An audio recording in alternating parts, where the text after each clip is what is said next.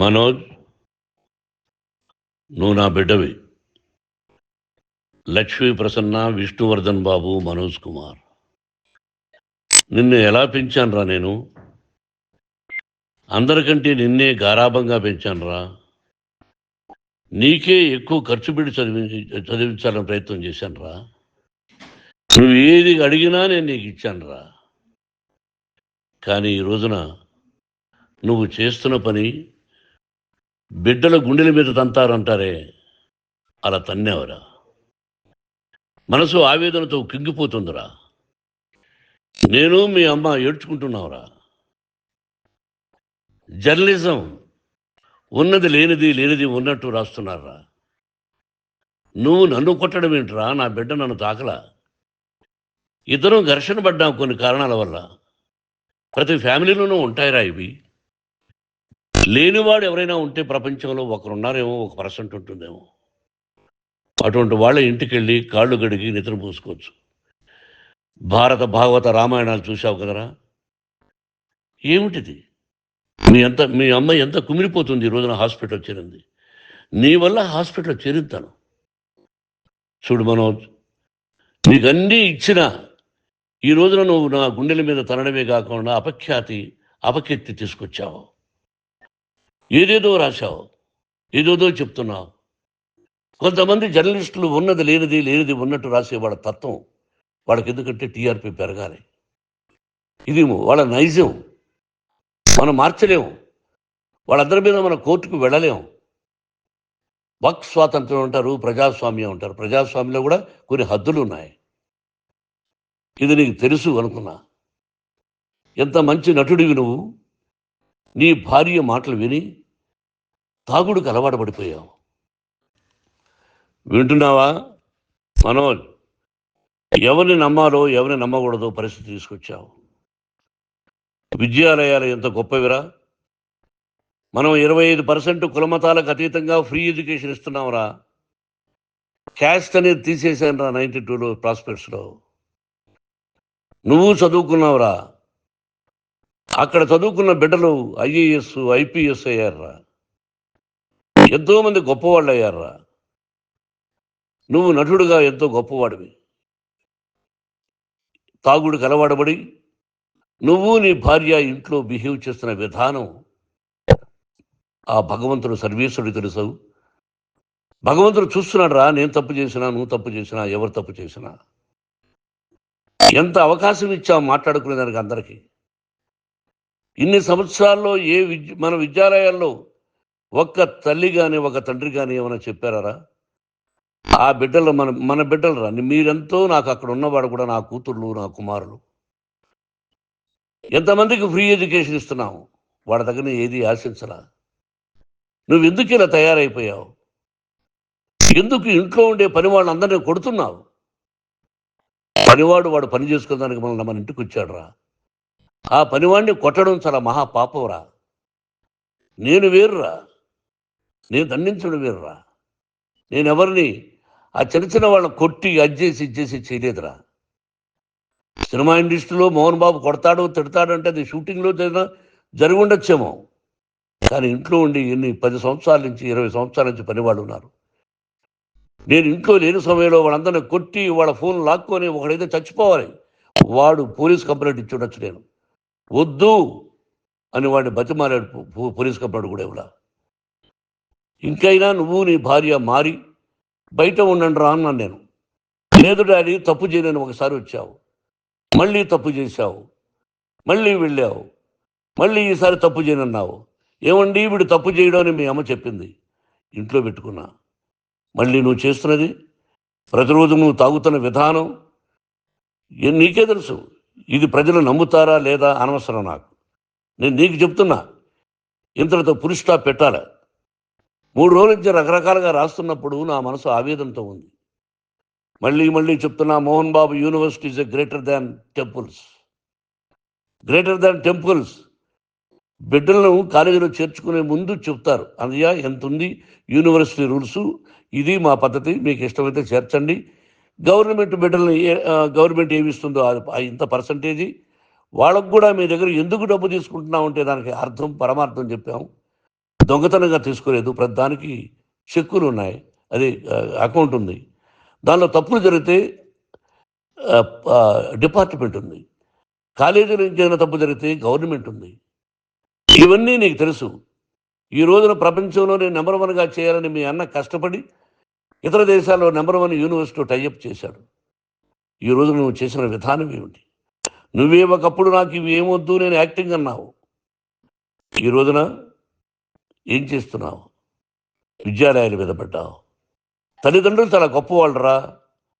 కొంతమందికి డబ్బు కట్టలేకపోవచ్చు, కట్టని వాళ్ళకు కొంత సహాయం చేసాం, అంతా సహాయం చేయలేము.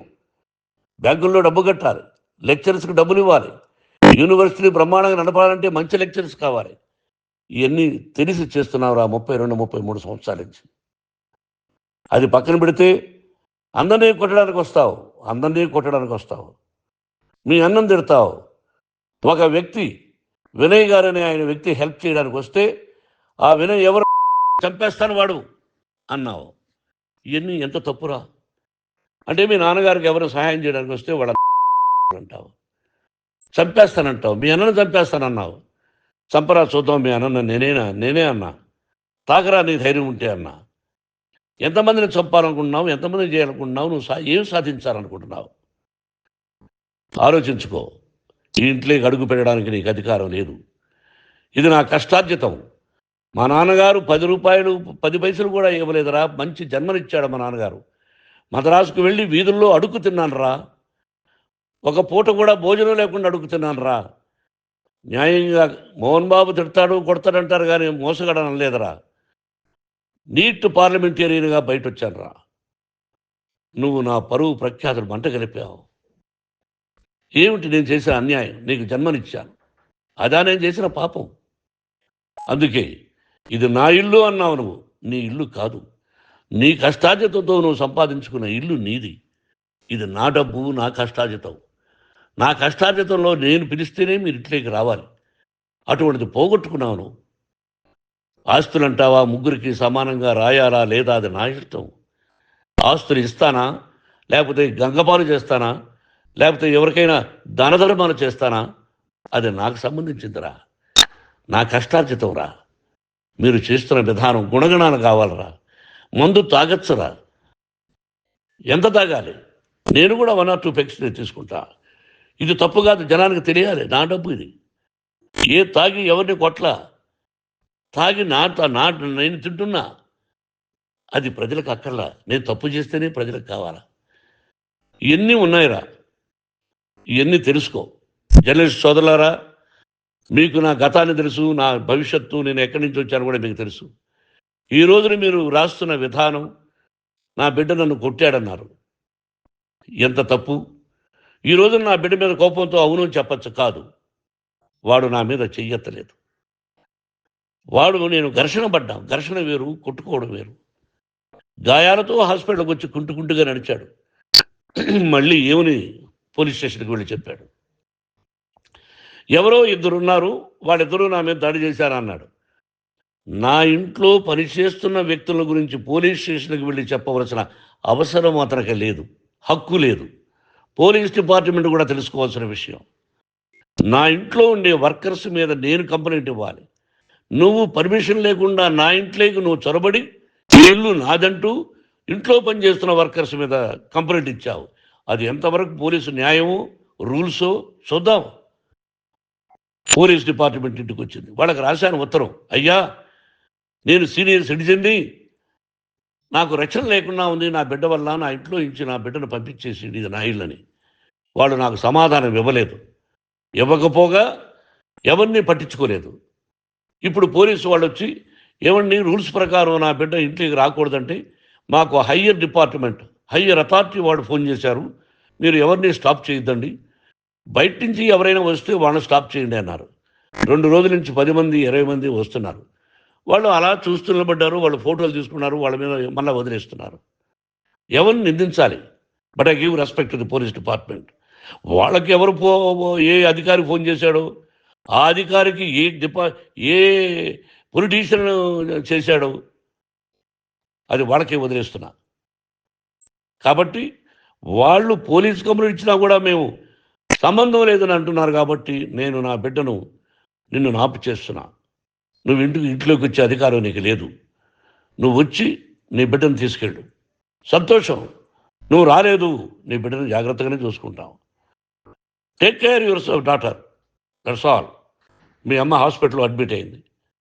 రేపో ఎల్లుండో మీ అమ్మను పిలిపించి బాగైన తర్వాత ఇదిగో నువ్వు నీ కొడుకు బిడ్డను తీసుకెళ్ళి వాడికి అప్పచెప్పని చెప్తాను పోలీసు వాళ్ళ ఆధ్వర్యంలో. ఇది 100% జర్నలిస్టు సోదరులారా, పులి స్టాప్ పెట్టండి. మీకు కుటుంబాలు ఉన్నాయి, మీ యజమానులకు కుటుంబాలు ఉన్నాయి. మీ కుటుంబాల విషయాలు, మీ యజమానుల కుటుంబాల విషయాలు మేము ఎవరు జోక్యం కలిగి చేసుకోవాలా. మేము నటీనటులం. మాది తప్పుంటే నటుడుగా నన్ను ఫెయిల్యూర్ అని రాయండి, నా నటన బాగలేకపోతే రాయండి. బట్ ఇంటి లోపల సందులో నుంచి చూస్తూ తప్పు చేస్తున్నామని ఉన్నది లేనిది ఉన్నట్టు రాయకండి. మీకు నా హృదయపూర్వక నమస్కారాలు. ఇన్ని రోజులు హృదయపూర్వకంగా ఎంకరేజ్మెంట్ చేశారు. ఆ ఎంకరేజ్మెంట్కు నమస్కారం చేసుకుంటూ I love you all. I love you police department. మీరు న్యాయంగా ధర్మంగా నడుచుకోండి, ఎవరికి తొత్తుల్లాగా ఉండొద్దండి అని మనవి చేసుకుంటూ నేను సెలవు తీసుకుంటాను. Thank you very much for all the journalist. ఇక్కడ పులి స్టాప్ పెట్టండి. Thank you very much.